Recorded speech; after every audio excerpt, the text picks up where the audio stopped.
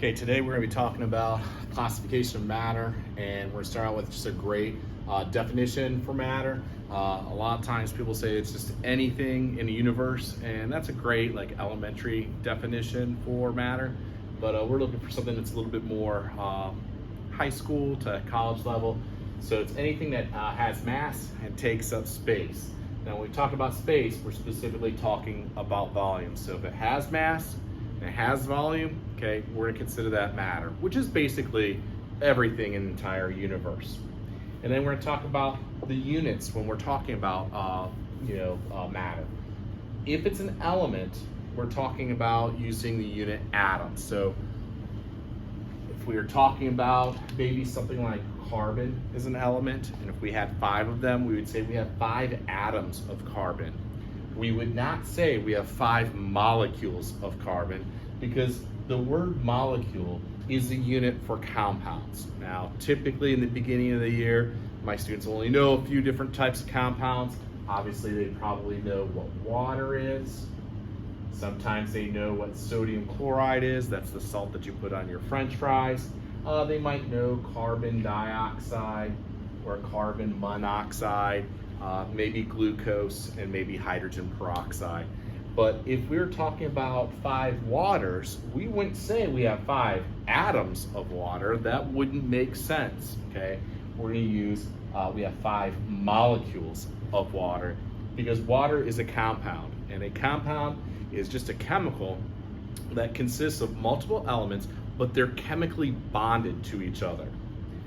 For example, water has 2 hydrogen atoms and 1 oxygen atom, but when they come together, okay, they form this compound water, which has properties that are independent of the hydrogen and oxygen. It's not like we just took the hydrogen and oxygen and we stirred them together. They actually chemically bonded, they formed a new substance. Because just to let you know, hydrogen is very flammable and oxygen is used in combustion, so that kind of creates fire, okay? But when these elements come together and chemically bond, they form water, which puts out fires, okay? So when these compounds are created, just remember, they are independent, okay, as far as their properties, from the things that they were made up of, okay? So all these things are compounds, okay? So if we have multiple of these compounds, we would say we have X amount of molecules of sodium chloride. We have 10 molecules of sodium chloride. We have 20 molecules of carbon dioxide, or we have 1,000,000 molecules of carbon monoxide.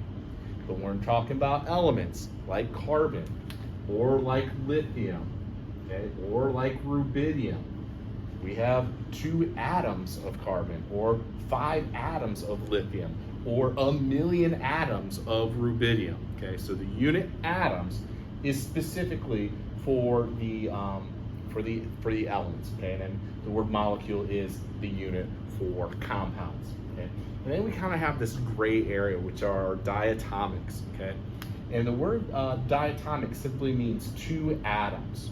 Most of the things on the periodic table are monatomic, okay, which means that they are seen individually. However, okay, there's a group of elements, okay, and there's 7 of them that start at atomic number 7, and it forms a 7 on the periodic table, okay, and those consist of your diatomics. Okay, so if you're looking at your periodic table, and I have one right here, the 7 that's created on the periodic table starting at 7 is right here. So we get kind of a 7 that's on the periodic table starting at atomic number 7. Of course, it does include hydrogen as well, because hydrogen and helium tend to be our outliers. So let's take a look at this. So if we're talking about our diatomic starting at atomic number 7, which is nitrogen, the formula for nitrogen is not just N, it's N2. The same thing for oxygen, it's O2. And then we have, to the right of oxygen, we have F2, which is fluorine. And then going down, we have chlorine, bromine, and iodine that kind of create the 7 on the periodic table. Now this is 1, 2, 3, 4, 5, 6. Of course, we got to remember hydrogen, which is that outlier, is all the way up and to the left. So these 7 elements, okay, when they are by themselves and neutral, will always be seen as a pair, and we call those our diatomics. Okay. Now let's talk about the classification of matter. Move you down over here.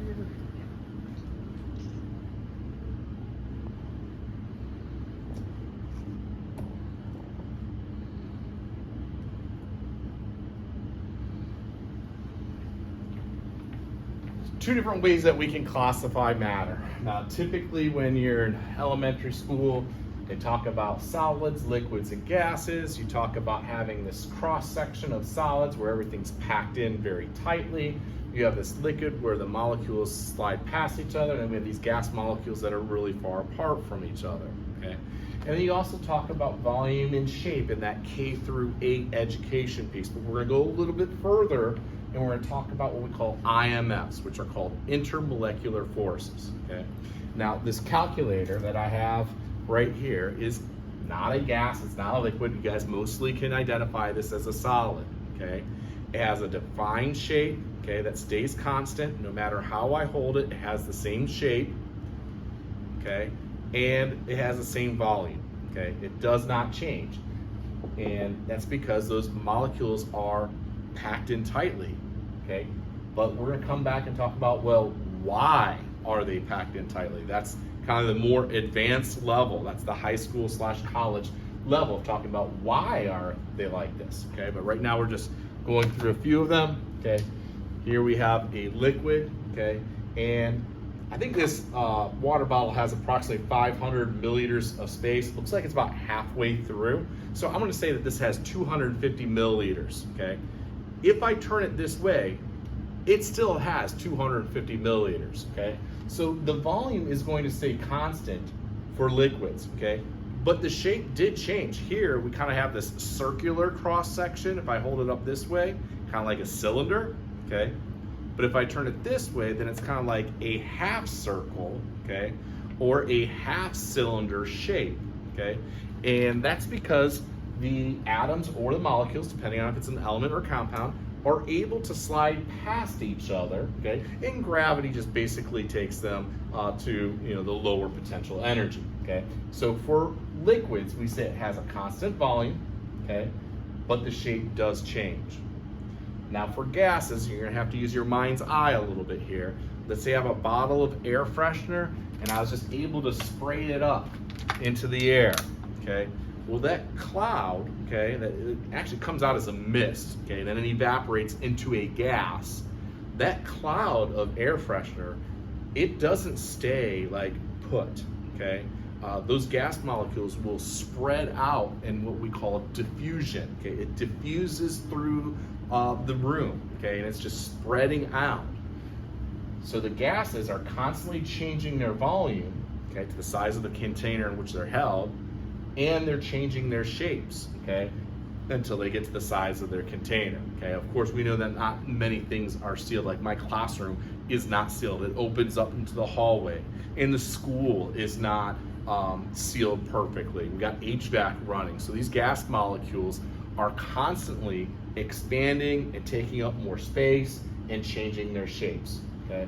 Now, I said eventually we're going to come back as to the why this is happening, okay. And it has a lot to deal with the intermolecular forces, okay? When we're talking about a solid, like with this calculator, whatever this is made up of, those molecules like to be next to each other. There's a lot of attraction, and that's what's causing them to be packed in tightly. Now, when they are packed in tightly, okay, the volume's gonna stay constant and the shape is not going to change either, okay?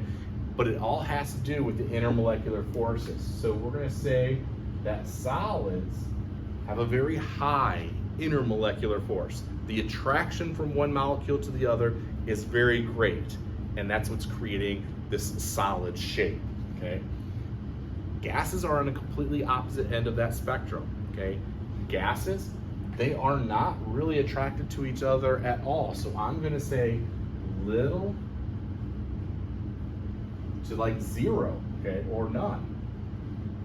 There's little to no attraction between these gas molecules, not attracted at all. And that's what's causing them to repel, okay? Or not really repel, but diffuse, okay? Because there's no attraction or repulsion, so they kind of just like bounce off of each other, so to speak, okay? So no attraction, no repulsion, they just kind of randomly just spread out as much as they possibly can, okay? Until there's a homogeneous mixture within the classroom. So little to no intermolecular forces. Nothing's really attracting them together. So that puts our liquids kind of in this middle category. So we're going to say medium, okay? There's enough attraction, okay, that makes this have constant volume, okay? So this molecule is attracted to this molecule is attracted to this molecule, and therefore you get this constant volume. But they can slide past each other because the attraction isn't like super high like a solid. So they have this ability to slide past each other, okay, and change their shapes. So everything comes back to these intermolecular forces, or basically how one molecule is attracted to another molecule of the same exact type, okay? So lastly, we have over here is classification of matter.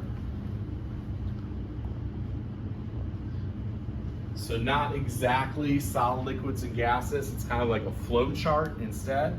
So we start up here at the top category, okay, of matter, which remember is everything in the world that has mass and takes up space. Actually, everything in the universe, okay, not just the world, that has mass and takes up space. And we can kind of chunk this into two categories, okay? One category is going to be a pure substance, which means there's only one thing that's present in that sample, okay? If there's more than one pure substance, okay, we're going to call that a mixture, okay? So to our pure substance, if we have only one thing present, okay, we call that a pure substance, and that can fall into the category of element and or compound, of which I described earlier. Okay, I think the elements that I used before are like carbon or lithium or rubidium. If I only have carbon present, okay, it's an element under the category of pure substance. The same thing for lithium or rubidium.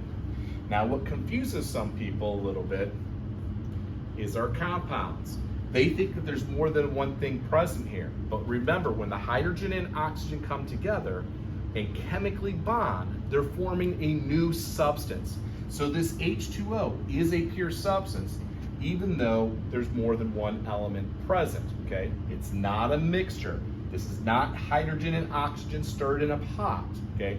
This is hydrogen and oxygen chemically bonding together, forming a compound, which is a single type of substance. It's just a compound. And the same thing for sodium chloride, or carbon dioxide, or carbon monoxide, which were the other compounds that we discussed at the beginning. Okay, so if nothing but carbon monoxide is present, we call it a pure substance. Okay. Now, if there's more than one substance, okay, we call that a mixture. So if we put two things together and we do stir it together, there's two different types of mixtures that you can get. You can get a homogeneous mixture or a heterogeneous mixture. And if you look at these prefixes, homo being the same and hetero being different, is going to be the thing that differentiates between the two. For example, if I put some salt into this water and I shake it up and it dissolves completely, I'm going to have salt water on the top, on the bottom, on the two sides. It's salt water everywhere throughout the solution. It is the same throughout. So we would qualify salt water, or the mixture of NaCl and water, as a homogeneous mixture, okay? Because it is the same throughout. In fact, anything that dissolves in water, we typically call a solution, specifically an aqueous solution. All of those things are going to qualify as a homogeneous mixture because it's going to be the same throughout. You might be asking now, well, how could it be different? And what I have here is an example of oil and water. If I shake this up, okay, it will eventually separate into oil and water. So oil and water is a mixture, okay? but the properties up here are way different than the properties down here. Down here, I only have water properties, okay? And up here, I have oil properties, and they are separating, okay? So it's different throughout, and since it's different throughout, we have this heterogeneous mixture, okay? Now, in the end of the day, this homogeneous and heterogeneous mixtures, I kind of put like a double arrow there to say that this is a spectrum. It's kind of like white paint and black paint, okay? There's a whole bunch of gray that's in between, okay? Your job as a student is to figure out, well, is it mostly homogeneous or is it mostly heterogeneous when you're doing your homework problems, okay? So if this is white paint and this is black paint, just because I take one drop of white paint and put it over here, I don't know if I would call that a heterogeneous mixture, because it's mostly, you know, black paint, you know, if that makes sense. Okay, so lots of layers of gray in between, okay? Very few things are 100% homogeneous or 100% heterogeneous. And just because one little thing is, like if I had one little crystal of sodium chloride here at the bottom, I would not call this a heterogeneous mixture. I would say, hey, it's a solution. It's mostly homogeneous, and that's where that's going to be. So these are the two extremes, okay? But there's a lot of gray in between, and you just gotta say, if you're like right here on this spectrum, okay, it's more homogeneous than heterogeneous. And if you're like right here on this spectrum, you're gonna say, well, it's mostly heterogeneous and not homogeneous. So hopefully that helps out, okay, with the, you know, the stuff that we're talking about today, which is the very beginning of chemistry, just a good definition of matter, okay? Talking about our units of atoms and molecules, talk about our diatomics, solid liquids and gases, and of course this flow chart for the way to classify matter.